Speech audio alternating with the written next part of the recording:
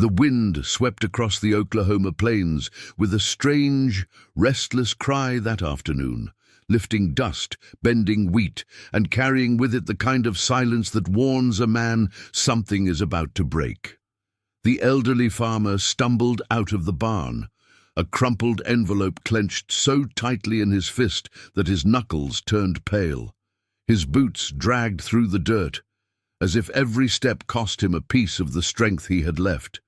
He reached the old wooden fence, the one his father had built plank by plank, and leaned heavily on it, his breath unsteady, his face drained of color. The paper in his trembling hand shook like a leaf in a storm.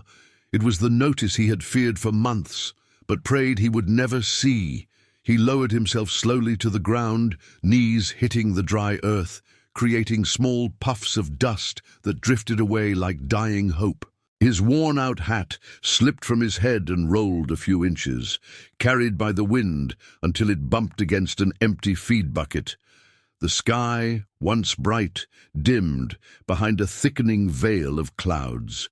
Even the chickens, usually scattered and noisy, fell strangely still. A single crow perched on the fence above him, black feathers ruffling against the wind, staring down with a cold, silent gaze, as if witnessing the collapse of a man who had fought too long, prayed too hard, and carried too heavy a burden. The farmer pressed the letter to his chest, squeezing his eyes shut. A whisper escaped him, raw and broken. "Lord, please, not my land. Not this, too."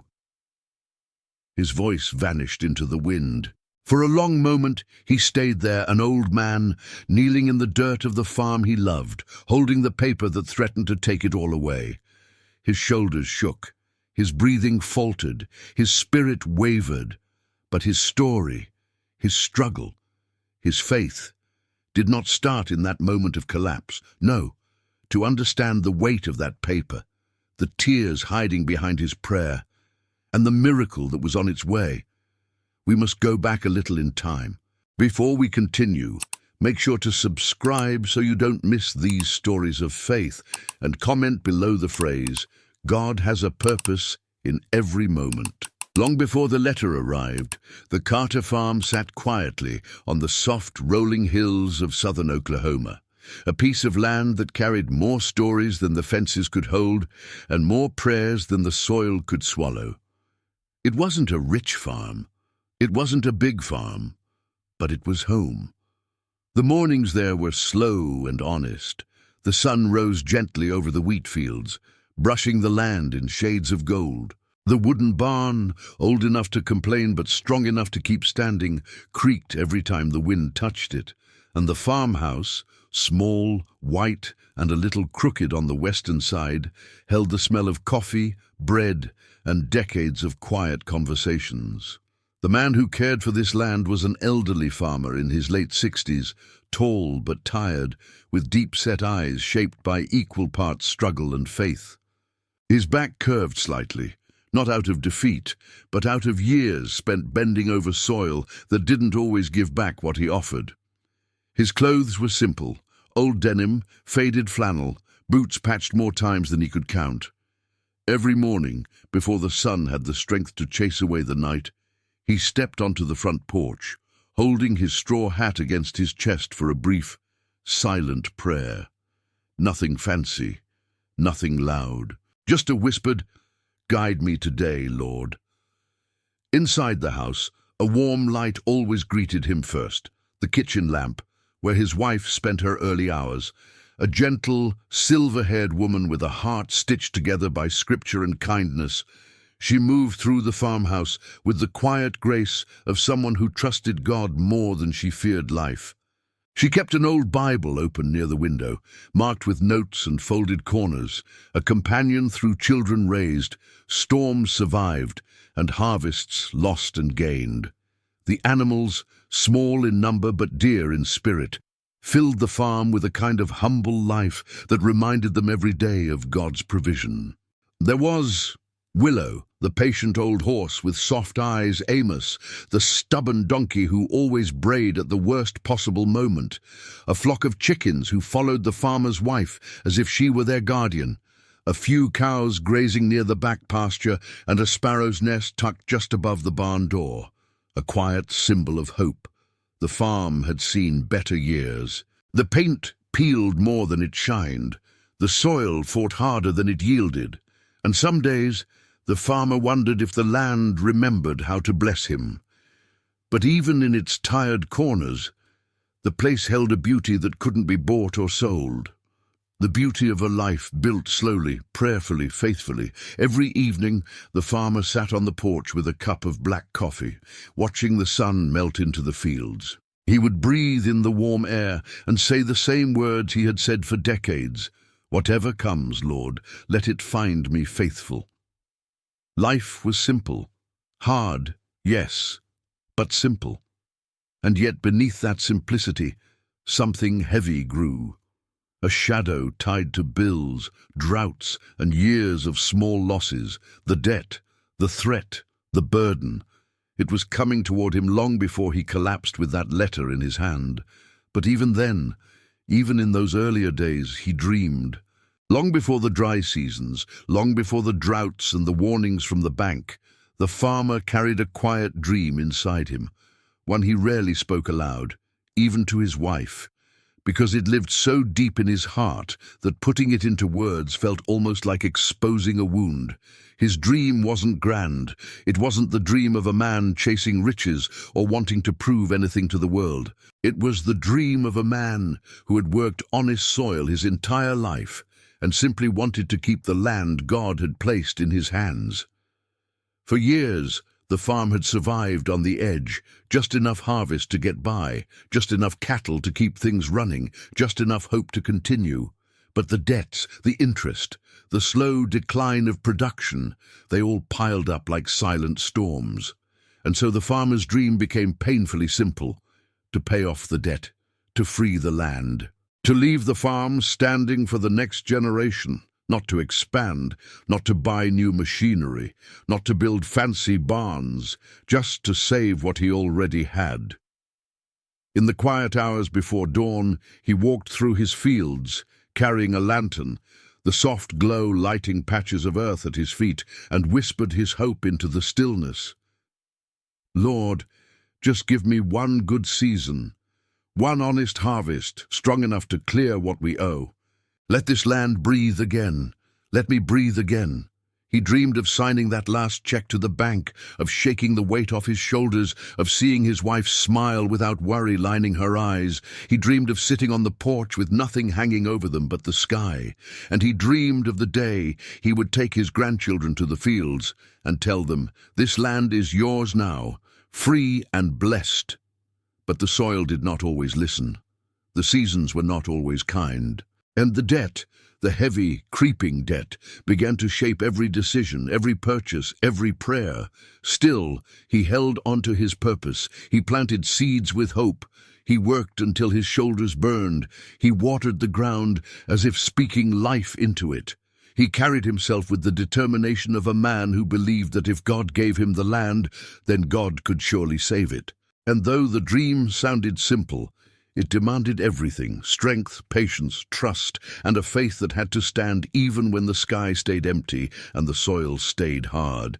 Yet even in his struggle, there remained a flicker of courage in him, because deep inside, he believed something that had carried him through every hard season. What God gives, no man can take away, unless God himself has a greater plan. But as life often does, the first test was coming. A test that would shake his hope, his confidence, and even his body. The first trial did not arrive like a storm. It didn't roar or flash or break things in one violent moment. No, it came quietly, the way real hardship often does. Slowly, silently, almost politely at first. It began with the sky. Spring, which usually brought gentle rains and soft breezes, arrived dry and hesitant. Clouds passed over the Carter farm like strangers, coming close, but giving nothing. Days stretched into weeks without a single drop of water falling from heaven. The farmer, waking as he always did before dawn, noticed the first signs before anyone else. The ground was harder than usual. The wheat sprouts looked thin. The soil felt warm too early in the season. He knelt down, pressed his palm into the earth, and whispered, "Not this year, Lord, please not this year." But nature does not negotiate, and drought does not apologize. By late spring, the fields were thirsty. By early summer, they were suffering, and the farmer, carrying the weight of both his land and his debt, felt a pressure inside his chest that had nothing to do with the heat. He doubled his efforts, waking earlier, working longer, using every bit of water he could save. He patched irrigation hoses, hauled water barrels across the fields, and prayed over each row of wheat as if his whisper alone could revive them. But day by day, the color faded from the fields. The wheat, once green and stubborn, began to curl and brown. Some stalks collapsed entirely, their bodies giving up before their roots did. And the farmer, though strong, though faithful, felt something inside him begin to tremble. One afternoon, after hours of fighting the failing irrigation lines, he stood in the middle of the field, shovel in hand, breathing heavily. The sun beat down on him. His shirt clung to his back, his hands shook from exhaustion. He leaned on the shovel, pressing his forehead against the wooden handle, whispering to the wind, "I don't have much left in me. Lord, help me, just help me hold on." His wife watched from the porch, heart tightening with every slow step he took back toward the house. She brought him water. She placed her hand on his shoulder, and in her quiet voice, she said the words she hoped would carry him through. "We have seen worse days, and God has carried us through every one." But he didn't answer, not out of anger, but because he had no words left. That night, while the farmhouse slept, he slipped out onto the porch and sat in the darkness, staring at the shadowed fields. He whispered a prayer he had prayed many times before, but now it felt heavier, more desperate. "Lord, you gave us this land. Help me protect it. Help me save it." The next morning offered no relief. The animals were restless from the heat. The ground cracked like broken pottery, and the wheat had turned from gold to dull, lifeless brown. Still, he did not stop. He worked with silent determination, pushing his body past its limits, because he believed that God watched effort as much as he watched faith. But the trial of life does not end simply because a man tries harder. Sometimes the struggle deepens, not to break him, but to shape him. And it was in this fragile, exhausting season, when his body ached, when the soil resisted, when the sky refused to listen, that the second trial began forming quietly in the shadows, a trial not from nature, but from another man. Hardship reveals a man's strength, but injustice reveals his character. And just as the farmer's body grew tired and the land grew weaker, a new kind of burden approached, not from the sky, not from the soil, but from the heart of another man. Across the hills, on the far side of the county road, lived a wealthy landowner, a man with more acres than he could name and more money than he could use. He lived in a 2-story house with fresh paint, polished fences, and a truck so new it barely knew what dirt looked like. He had watched the Carter farm for years. He knew the land was valuable. He knew the soil, even tired, still had good bones, and he knew the farmer was aging, struggling, and vulnerable. Some men see a neighbor in need and offer help, but others see opportunity, a chance to take what was never theirs. One scorching afternoon, as the farmer was repairing a broken irrigation pipe near the barn, he heard the rumble of a shiny truck approaching. Dust lifted into the air as the vehicle rolled to a stop. The wealthy landowner stepped out, adjusting his hat like a man who owned the sun. "Hot day, isn't it?" he said, smiling too wide. The farmer wiped sweat from his brow. "It's been that kind of year." The man leaned casually on the fence, eyes scanning the dry fields. "Shame, Looks like you've got trouble on your hands." The farmer didn't answer, not because he didn't have words, but because he didn't trust the ones he felt rising. The landowner pulled out a stack of papers from his truck and held them up like a prize. "Well, I've come with a solution, something that'll save you a lot of pain." He unfolded the papers. "A purchase agreement. I'll buy your land. I know it's worth more, but considering your situation, I'm willing to pay cash today. No waiting, no stress. You walk away free of debt." The farmer stared at him, a slow, steady breath filling his lungs. His voice was calm but firm. "This land has been in my family for generations," the landowner shrugged, "and it'll be in better hands with me, someone who can actually afford to keep it." The farmer looked toward his fields, the same fields he had walked since boyhood, the fields he had prayed over, cried over, fought for. He looked toward the farmhouse, where his wife stood watching through the window with quiet fear in her eyes. He looked toward the barn, where generations of sweat had soaked into the beams. Then he looked back at the man and said, "No." The landowner blinked, stunned. "No, you didn't even hear the offer." The farmer stepped closer, standing tall despite his tired body. "I don't need to hear it. Not everything can be bought. Not everything belongs to the highest bidder, and not every man is willing to sell his father's footsteps for a handful of dollars." The landowner's jaw tightened. He wasn't used to people refusing him. "You're making a mistake," he snapped. "A big one. This drought will ruin you. The bank will take everything. You'll lose it all." The farmer's eyes softened with the kind of peace only a faithful man knows. "If I lose it," he said quietly, "it won't be because I gave up. And it won't be because I sold it to someone who waited for my weakest moment." The wealthy man slammed the papers back into his truck. "You'll regret this," he spat, turning the engine on. Dust rose behind him as he sped away, but something else lingered in the air. Tension, anger, and the beginning of a darker plan. For men consumed by greed do not accept defeat gracefully. And while the farmer returned to his work, wiping sweat from his brow and whispering a short prayer for strength, the landowner went home with a new thought in mind. If he won't sell it willingly, there must be another way to take it. The second trial had begun, a trial not of weather or soil, but of injustice. Greed is patient, it waits, it watches. And when a man refuses to bend, greed searches for another angle, another opening. And the wealthy landowner, anger burning under his skin, was not the kind of man who walked away quietly. For days after the farmer refused his offer, the landowner drove past the Carter farm slowly, pretending to inspect his own fences, but really studying the weak spots, the borders, the old markers, the failing posts, the stretches of land where the property line blurred into the hills. He saw opportunity where others saw dust, and one morning, just after sunrise, he acted.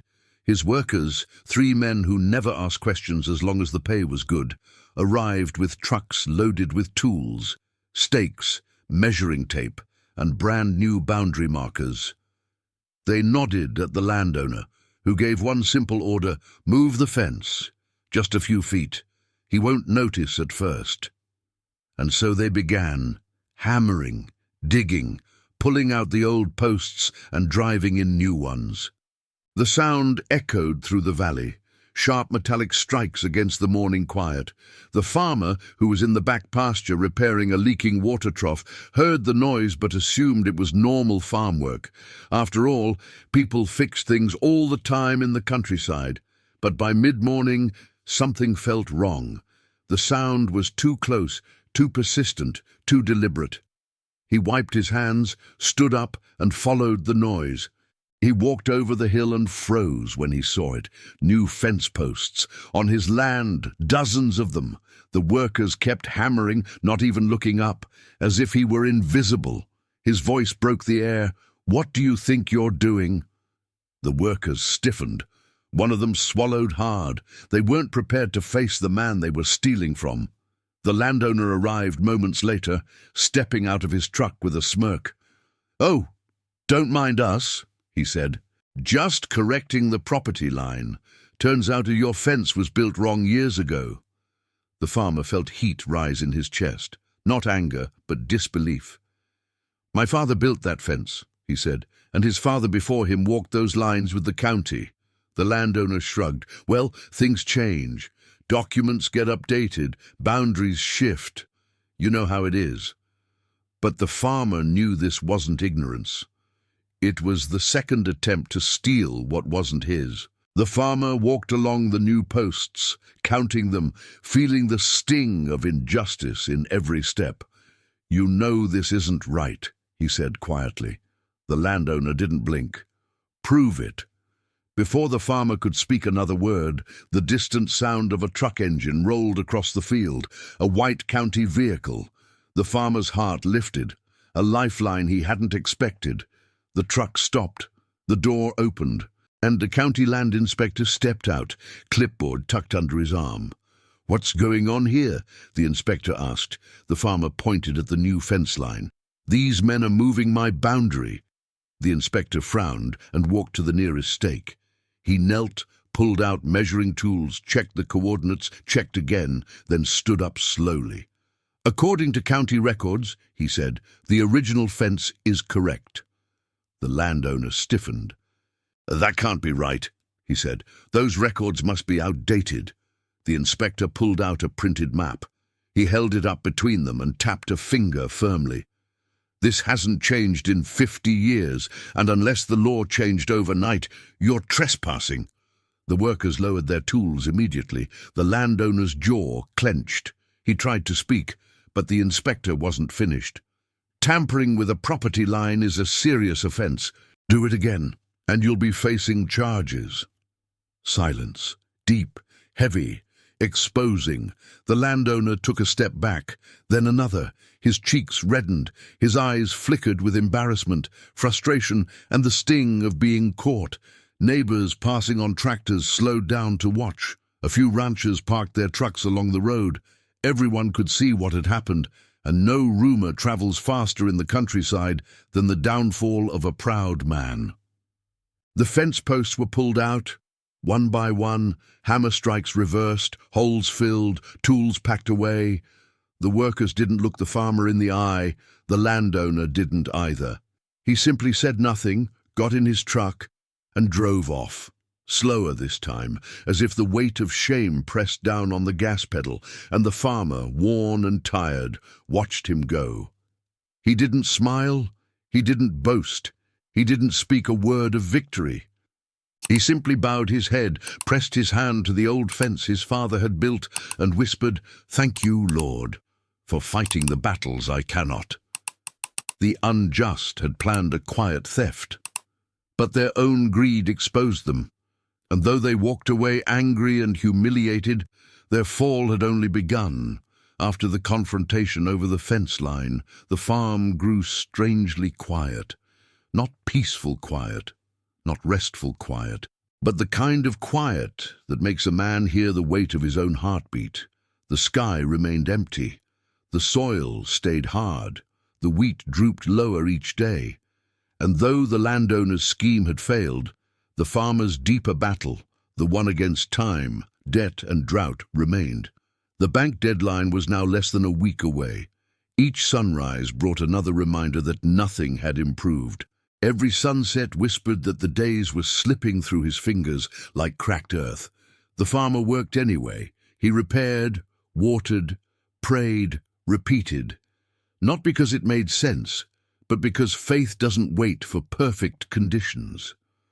One night, after finishing his chores long after sunset, he walked to the middle of his failing field.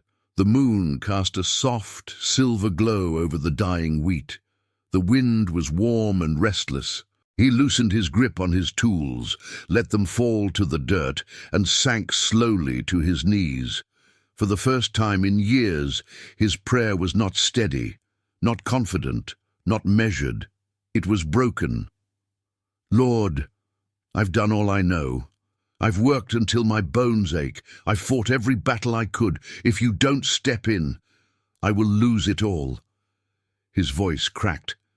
Tears, the kind he hid even from himself, spilled down his weathered face. He wasn't praying for wealth. Not for success, not for glory, just for the chance to keep what was entrusted to him. And in that moment of surrender, not of giving up, but of giving over, something changed. The air shifted, the wind slowed. A strange coolness brushed against his cheeks, carrying a scent he hadn't smelled in months, moisture.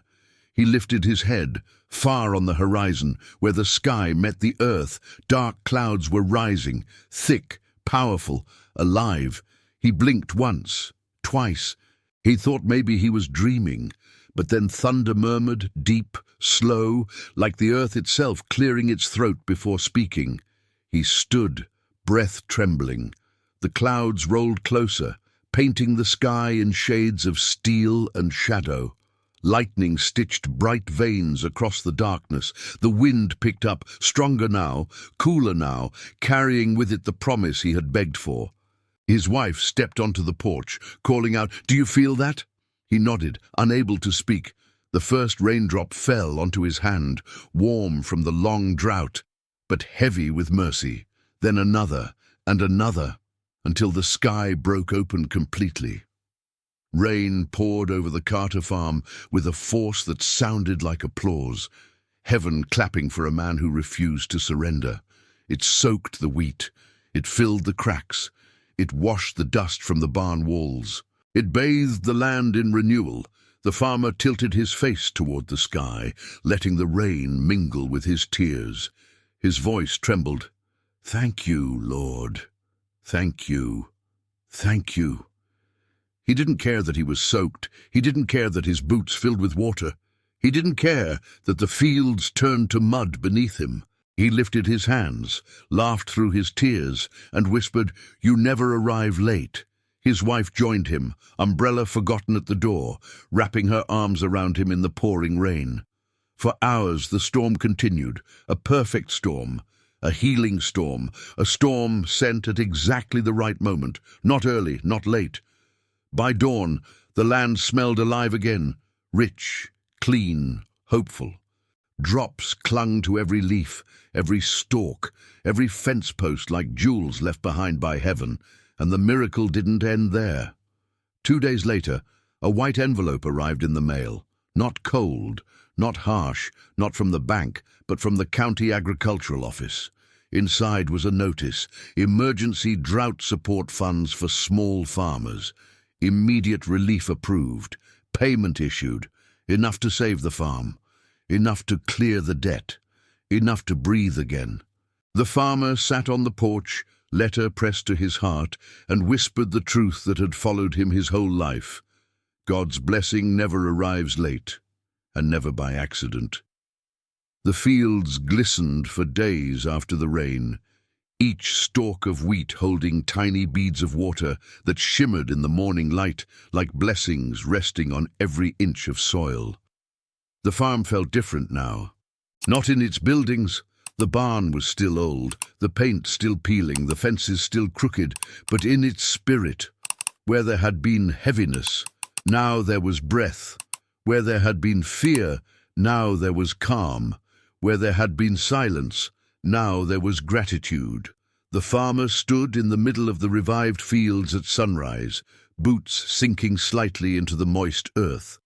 He ran his calloused hands through the wheat, lifting stalks gently between his fingers. They were stronger, greener, alive. His heart swelled with a kind of peace he hadn't felt in years, a peace that didn't come from money, nor from success, but from knowing. He had been carried. He had been seen. He had been protected. His wife joined him, stepping softly through the rows until she stood at his side. She slid her hand into his and whispered, "You see, nothing happens by accident. Not the drought, not the struggle, not the tears, and not the rain." He nodded slowly, eyes glistening as he looked across the acres his family had tended for generations. "I didn't understand it," he said, but now I see it clearer than ever. Every delay, every hardship, every moment when I thought we were alone, God was already preparing what we needed. He bent down, scooping a handful of damp soil into his palms. The earth felt cool, rich, full of promise. "This land belongs to him," he said, "always has." His wife smiled, "And he returned it to you because you never stopped trusting him." The farmer stood, letting the soil fall back to the ground like grains of faith returning to their purpose. That afternoon, they drove into town to deliver the final payment to the bank. The banker, who had seen the weight on the farmer's shoulders for years, blinked in surprise. "You're paying it all today." The farmer slid the envelope across the counter, a gentle smile on his face. "Yes, today." "Where did this come from?" the banker asked. The farmer looked out the window, toward the hills drenched in sunlight after the rain. "From where all good things come," he said softly, "right on time." Word spread through the town. The burden was lifted. The farm was safe. The season had turned. Neighbors visited the farm with pies, jars of jam, old tools they no longer used, small tokens to celebrate a man who never surrendered his integrity. Some stopped just to shake his hand. Some stopped to tell him they had prayed too. Some stopped simply to be reminded that faith still works in quiet, powerful ways. Even the wealthy landowner drove by, but he did not stop. He only lowered his head slightly as he passed, a silent acknowledgement that he had been wrong and that the land had stayed where it belonged. As the sun began to set, the farmer returned once more to the middle of his field. He stood tall, hands in his pockets, breathing in the scent of earth warmed by the day. He whispered one last prayer. "Thank you for every step, even the hard ones. Thank you for every moment, even the painful ones. Thank you for showing me that nothing happens by accident." A gentle breeze swept across the field, as if heaven itself answered. The wheat swayed, the sky glowed in gold and amber, and the farm, his farm, stood whole again. Timeless moral: those who trust God in the dry season always find rain at the right time. As this story comes to an end, take a deep breath and remember, nothing in your life is random.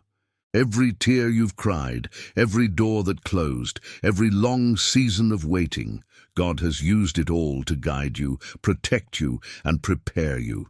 Just like the rain that came at the perfect moment on that humble farm, God's timing in your life is never late and never accidental.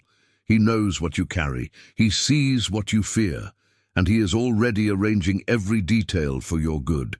If this story touched your heart, I invite you to stay with us. Subscribe and let these messages of faith continue to speak to your soul.